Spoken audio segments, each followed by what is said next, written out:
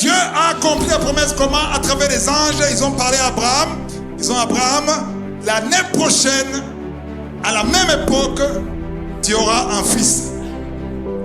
Et quand ils ont dit ça, les anges, Sarah était derrière. Il a dit quoi? Elle a ri. Mais Abraham n'a pas ri. Parce qu'Abraham, il croyait.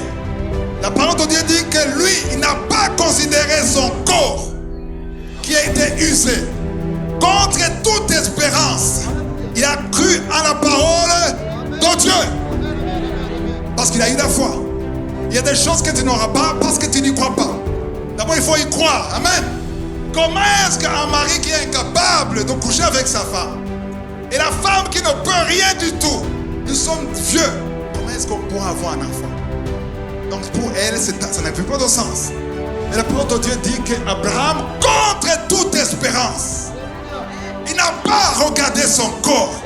Il a regardé la grandeur de Dieu.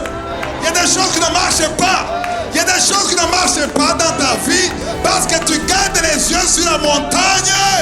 Ôte tes yeux de la montagne. Garde tes yeux sur le Créateur.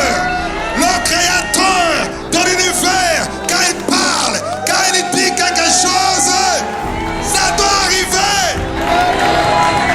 Tu doutes à cause de ce que tu vois.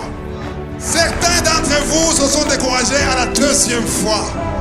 Élie a continué, il n'a pas arrêté. Il a dit non, je sais que la pluie va tomber.